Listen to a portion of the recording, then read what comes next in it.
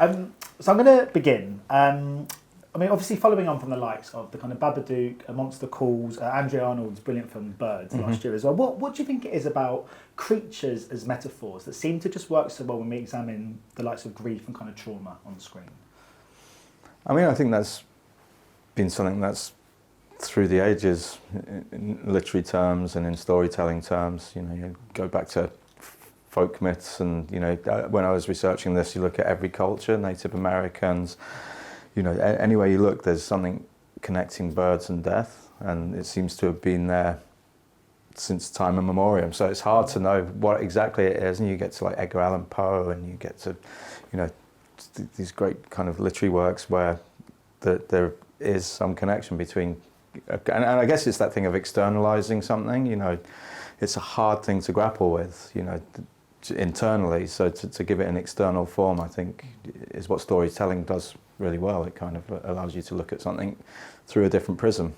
I think there was an odd moment at Princess Diana's funeral cortege when it came out of Kensington Palace, and I was on a stepladder quite near, and there was one woman who was wailing, and then above that you just heard this call, and I looked up, and above the coffin for the whole sort of half mile of that stretch of road, this crow just followed it. I think there's something about the spirit world and the idea of being free of a body that's grounded on earth, that is about elevation, that's about the freedom of flight, and they're kind of impossible prehistoric creatures. They transcend time as well. So there's something that is extraordinary about the lightness but power of these airborne creatures. They're so fragile, they're so light, and yet they carry such potency. When a crow had to hop on me on set, I was sort of terrified of it. You know, it comes with all that weight of myth and power and potency, and yet it's just this really light little bag of bones and feathers, and it just, you could hardly feel its little claws hopping on you. You think it's going to rip your eyes. I was really paranoid it was going to break my face or something. It's really One of my beautiful. favourite images of you with the towel over your I had a towel over my face in case, you know, not the face.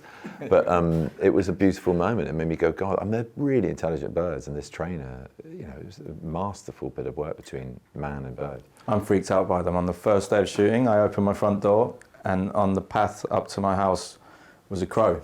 I don't think I've ever told you this. No. That was the first day. And he's just there. And I'm sorry. Welcome to my world, it said. My wife can't do pigeons. I know. And unfortunately, we live in a city where there's quite a few of them. Troubling. Yeah. But no, I've got a friend of ours, a wonderful Virginia, a fantastic Spanish woman. She's fearless, apart from birds. She's terrified of birds.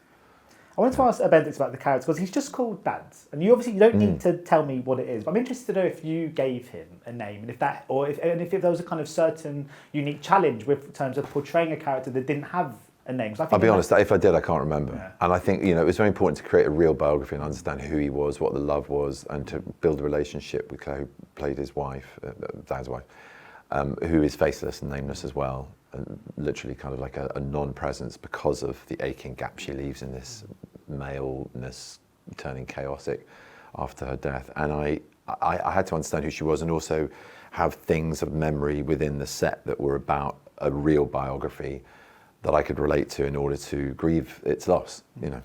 But no, in terms of what you see on screen, it wasn't necessary, and the elliptical nature of her presence is very potent and purposeful. So no, I didn't, but I do work hard on biography. But for me, all the prep is really about understanding who any person I play is before the piece begins, and then it's about leaning heavily on a director of worth and note and brilliance, which he is, and a writer and original source material, which Max Porter's Grief is the thing with feathers is. So yeah.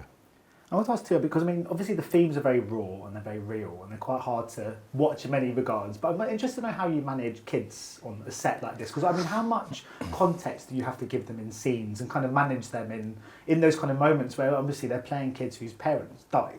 Do you have to kind of inform them of that every step of the way? What's the process there? Yeah, I mean, we took great care, and the two boys in the film, Richard and Henry Boxall, who are absolutely incredible and I adore, had never acted before, so we had to take even greater care because this was all new to them, and we chose them because they had that kind of raw, untapped, hadn't been to stage school, hadn't learned any sort of habits that we couldn't train out of them. They There's sort of nothing performative in them. no, It's they're raw, being themselves. honest. But you know, it is a tough subject, and especially for 2 7-year-old boys. So there was great care taken with them. We would make sure they fully understood the nature of the roles that they were playing, and that it was just pretend, and that, you know, when we call cut, Benedict comes back and Dad is gone. You know, and yeah, I mean, I think. However, they also were children, therefore there is an element where they didn't give a shit and just wanted to have fun and do something other than being a camera at certain points. And Dylan's being very humble about this, as he was on the day when they decided that the only way they could get through what they needed to do was to write poo on his face in lipstick and call him weak man. They had to put lipstick all over their faces, and they didn't want to do it. So I said, well, you can put it on my face, and then I spent the whole day with the word poo.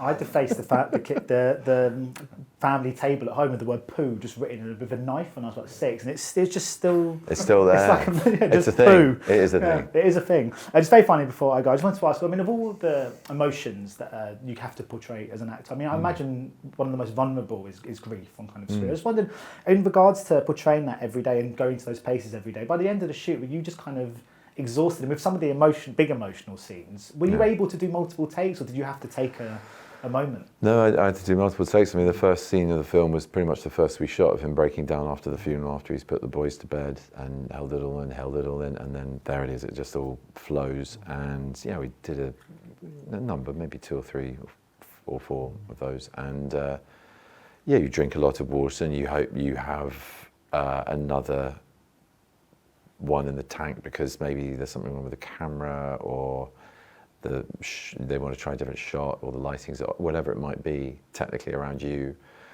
It's tough, because sometimes your best take isn't the one that works well for other reasons, but it's nothing like the real thing. It's odd that you're doing it 8 times, whereas in life you do it once in a moment. I mean, many times over the lifetime of grief. But yeah, it's my job as well, so I have ways of getting there. And like I said, it was very much about placement of memory around me, and just having a beat before the cameras roll to just get the motor of it going a little bit, rather than action. Action when you're not there, and then you think, oh God, I've got to squeeze it all in, and we've only got so much film, and you know, that's odd. So it's really important to make sure that you're paper thin before action's called, that you're ready to immediately go. It was a wonderful performance. Thank you so much. Thank you very much. Cheers. I had to ask one more, so I couldn't end the interview on my revelation about my poo on the family No, table. fair enough. Really nice to meet you. Ladies and gentlemen, you're watching Hey You Guys! Hey, you guys! Hey you guys! Hey, that's what they all say. Hey, you guys! Hey, you